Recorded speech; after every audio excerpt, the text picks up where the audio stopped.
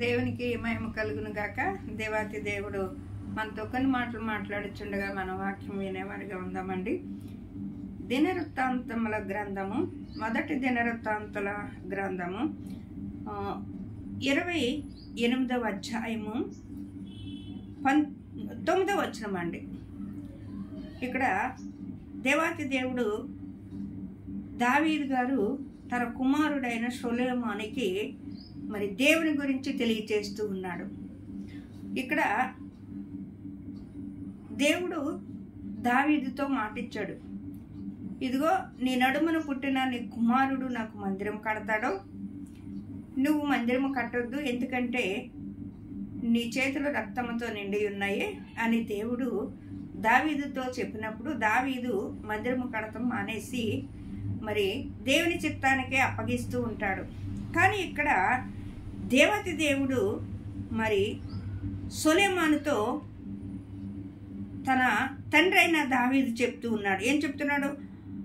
నా కుమారుడైన సొలొమోనా, నీ తండ్రి యొక్క దేవుడైన యెహోవా అందరి హృదయములను పరిశోధించువాడు, ఆలోచనలన్నిటినీ సంకల్పములన్నిటినీ ఎరిగినవాడు.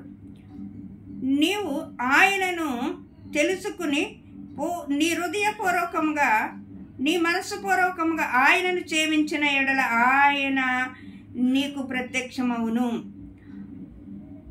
నీవు ఆయనను విసర్జించిన ఎడల ఆయన నిన్ను నిశ్చయముగా త్రోసివేయును అని ఇక్కడ సొలొమోనుకి చెప్తున్నారు. అంటే దేవుడు మరి ఎంతో అనుభవంతో సొలొమోను గారితో దావీదు చెప్తున్నారు. అంటే దావీదు గారు దేవునితో ఎంతో అనుభవించిన వ్యక్తిగా ఉన్నాడు. దావీదు గారు దేవునితో సహవాసం చేసిన వ్యక్తిగా, దావీదు ఎంతో దేవునికి దగ్గరగా జీవించిన వ్యక్తిగా, దేవునికి ఇష్టమైన వ్యక్తిగా మరి ఉన్నప్పుడు తన ఎడల దేవుని ఎడల ఎలా ఉండాలో కుమారుడికి నేర్పిస్తూ ఉన్నాడండి. కుమారుడికి తెలియచేస్తూ ఉన్నాడు. నా కుమారుడైన సొలొమోను, దేవుడు అందరు హృదయములను ఎరిగినవాడు, అందరు హృదయములను పరిశోధించేవాడు, అందరూ ఆలోచనలను ఎరిగినవాడు, అందరి సంకల్పములను ఎరిగినవాడు. నువ్వు ఆయనను సేవిస్తే ఆయన నీకు ప్రత్యక్షమవుతావు, ఒకవేళ నీవు ఆయనను విసర్జిస్తే నిశ్చయముగా ఆయన నిన్ను తోసివేస్తాడు. చూడండి, ఇక్కడ చాలా మంది అనుకుంటారు నేను చేస్తాను కదా సరిపోద్దులే. కాదండి, నీ విశ్వాసం నీకు, నీ భక్తి నీకు, నీ నీతి నీకు. మనం ఏం చెప్పాలంటే మన పిల్లలకు కూడా మన ఇరుగు పరుగు లేకపోతే ఎవరైనా నీ దగ్గరకు వచ్చి నేనేం చేయాలి దేవునితో అన్నప్పుడు మనము వాళ్ళతో మాట్లాడేవారిగా ఉండాలి, వాళ్ళని మనము ధైర్యపరిచేవారిగా ఉండాలి. ఇదిగో నీ దేవుడైనా నా దేవుడైనా ఆయన అందరికీ ఏకరీతిగా ఉన్నాడు. ఆయన మన ప్రభువై ఉన్నాడు కాబట్టి మన హృదయములను ఎరిగిన దేవుడై ఉన్నాడు. ఆయన గురించి మన హృదయములను మన సంకల్పములను ఆయన ఎరిగినవాడు కాబట్టి మనము కూడా ఆయనకి యథార్థంగా జీవించాలి, మనము నమ్మకస్తులుగా ఉండాలి అని ఇక్కడ సొలొమోను గారితో చెప్పినట్టుగానే ఇక్కడ ఆయన ఏమంటున్నాడండి, ఇక్కడ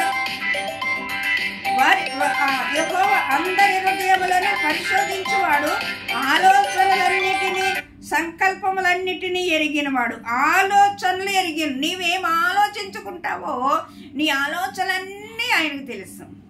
నీ హృదయంలో ఏం ఆలోచించుకుంటావో అది మంచి కానీ చెడు కానీ అది ఏదైనా సరే ఆయనకు తెలుసు. కానీ నువ్వు యథార్థంగా ఆలోచించినట్లయితే, నువ్వు దేవుని పక్షాన మంచి పనులు చేయటానికి, మంచి కార్యాలు చేయటానికి, మంచి తలంపులు కలిగి ఉండటానికి నువ్వు ఆలోచించినట్లయితే దేవుడు నీకు ప్రత్యక్షం అవుతాడు, దేవుడు నీకు సమీపంగా ఉంటాడు. కానీ ఇక్కడ దేవాతి దేవుడు ఇక్కడ ఏమంటున్నాడో చూద్దాం రండి. ఆయన నీకు ప్రత్యక్షమగును, నీవు ఆయనను విసర్జించిన ఎడల ఆయన నిన్ను నిశ్చయముగా తోసివేయును. పరిశుద్ధ స్థలముగా ఉండుటకు ఒక మందిరము కట్టించుటకు యెహోవా నిన్ను కోరుకొనెను.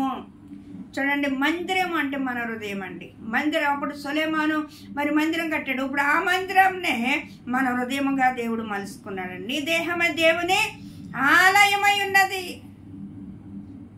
నీ దేహమే దేవుని ఆలయం ఉన్నదని మీరు ఎరగరా? ఎవడైనాను ఆలయమును పాడు చేసిన నేను వాడిని పాడు చేయను. దేవుని ఆలయము పరిశుద్ధమై ఉన్నది, అందుకే మీరును పరిశుద్ధంగా ఉండాలి.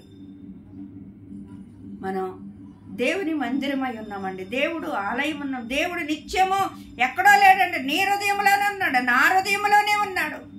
మన హృదయాల్లో కొలువై ఉన్న దేవుడు అండి. మనం దేవుని మన హృదయంలో పెట్టుకుని ఎక్కడెక్కడో ఎదికేవారుగా ఉంటాం, ఎక్కడెక్కడికో వెళ్ళి ఎదికేవారుగా సహాయమును కోరేవారుగా ఉంటాం. లేడండి, నీ హృదయంలోనే ఉన్నాడు. నీ సంకటములన్నిటినీ ఆయన ఎరిగినవాడు, నీ ఆలోచనలన్నిటినీ ఆయన ఎరిగినవాడు, నీ హృదయంలో ఉన్న ప్రతి తలంపు ఆయన ఎరిగినవాడు. నీవు ఆయనను ఎదికిన ఎడల, ఆయనని నువ్వు సేవించిన ఎడల ఆయన నీకు ప్రత్యక్షమైన దేవుడై ఉన్నాడు. మనం దేవుని ఎక్కడ ఎదుగుతున్నాం? ఇంట్లో మా పిల్లోని పెట్టుకుని ఊరంతా తడినట్లుగా నీ హృదయంలోనే దేవుడు ఉన్నాడు. నీ హృదయంలోనే దేవుడు నివాసించడానికి కోరుకుంటూ ఉన్నాడు. జీవము కలిగిన దేవుని ఆలయమై ఉన్నారని మీరు ఎరగరా అని దేవుని వాక్యం చెలవిస్తుంది. మీరు నాకు ప్రజలయ్యుందరు, నేను మీకు తండ్రినై ఉందను, మీలో నివసించేదను, మీలో సంచరించేదను. మీరు వారి యొద్ద నుండి దూరంగా పారిపోండి. సర్వశక్తుడకు యెహోవా మీతో మాట్లాడి మీకు సెలవిచ్చుచున్నాడని దేవుని వాక్యం సెలవిస్తుంది. నువ్వు ఎలా ఉంటున్నావు దేవునికి? నీ హృదయము దేవునికి ఇష్టంగా ఉందా? నీ హృదయము దేవునికి అంగీకారంగా ఉందా? నీ హృదయము దేవుడికి అంగీకారంగా ఉన్నప్పుడు దేవుడు నీకు ప్రత్యక్షం అవుతాడండి. నీతో ఉంటాడు, నీతో మాట్లాడతాడు. నీ ప్రతి ఆలోచనలను అవి మంచివైతే నెరవేర్తింప చేస్తాడు, చెడ్డవైతే దేవుడు జవాబు ఇవ్వడుగానండి. నీ ఆలోచనలన్నిటినీ ఎరిగిన, నీ తలంపులన్నిటినీ ఎరిగినవాడు, నీ కోరికను సిద్ధింపజేసి నీ ఆలోచన యావత్తును సఫలపరిచిన దేవుడు.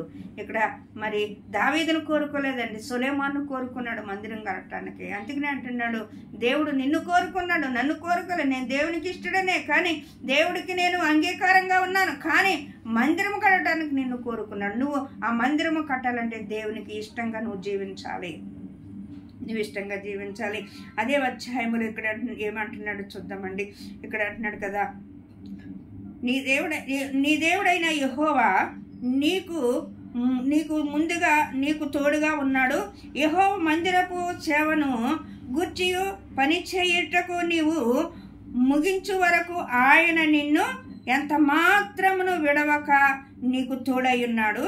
దేవుడు మందిరము సేవ చేయుటకు యాజకులను లేవీయులను ఆయన నీకు నిర్మించి ఉన్నాడు గనక, ఆయన నీ పక్షాన నిలబడి ఉన్నాడు గనక నువ్వు పని చేయటానికి నువ్వు ఆలస్యం చేయకు, పని చేయడానికి ముందుకు కొనసాగు. నువ్వు దేని విషయంలో మందిరము కట్టడానికి భయపడవద్దు. దేవుడు నిన్ను కోరుకున్నాడు. అవునండి, ఆయన నివాసము చేసే మందిరము మనల్ని కోరుకున్నాడండి. ఆ మందిరములో నివసించడానికి అక్కడ ఆనాడు సొలొమోను మందిరము కట్టించిన మందిరములో దేవుడు నివసించడానికి ఆయన తేజోమయముగా ఆయన ప్రత్యక్షమయ్యాడు. ఈ దినాన నీ దేహములో దేవుడు జీవించడానికి నీ దేహమన్న మందిరాన్ని కోరుకుంటూ ఉన్నాడు. ఆయన నీలో ప్రత్యక్షమై